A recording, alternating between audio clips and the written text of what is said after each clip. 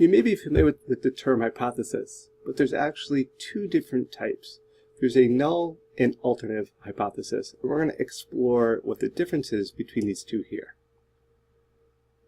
So starting with the null hypothesis. No hypothesis is valid if it cannot be tested. No test is valid if its results cannot disprove the hypothesis. And this is related to the null hypothesis.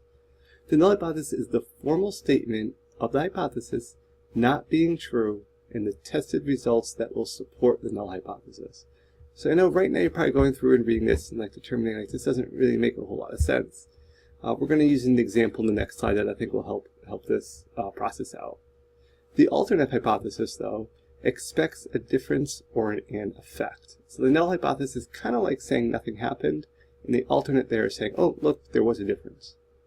What the researcher seeks to prove through testing is what the alternate hypothesis involves with.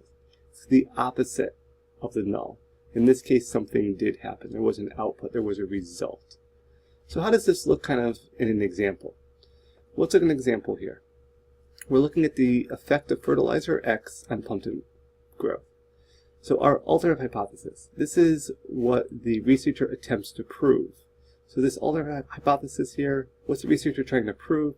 Application of fertilizer X increases pumpkin growth.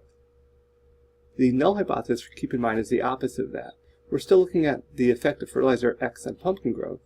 So the null hypothesis would be application of fertilizer X does not increase pumpkin growth. This null hypothesis is what the researcher attempts to disprove. So in an example here, attempting to disprove the fact that there is no effect, and it's trying to show that this will increase pumpkin growth here, and that's the alternate hypothesis. Null is like, nothing happens there. When we're running our tests, though, we're looking at these two hypotheses. We want to minimize results based on chance.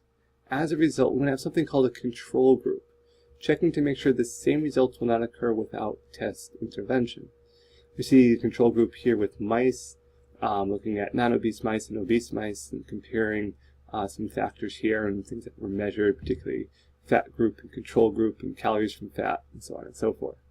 So this idea of a control group, what is this? Well, let's go back to our previous example. So in here, what would be our control group?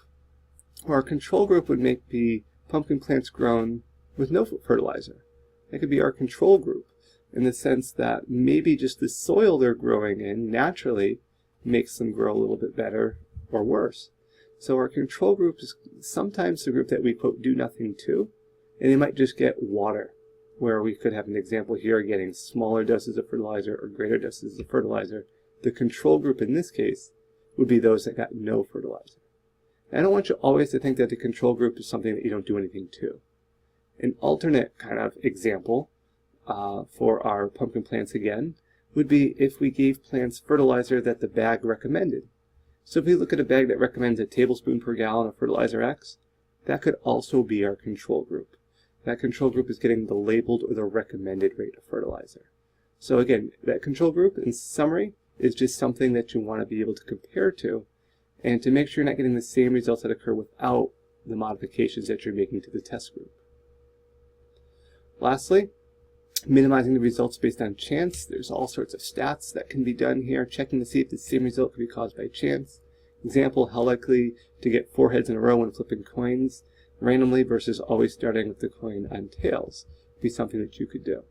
Your goal is to develop an observed data point that is consistently beyond the control, or in this case the average here. And this would be the typical average. You could look at average height in a grade.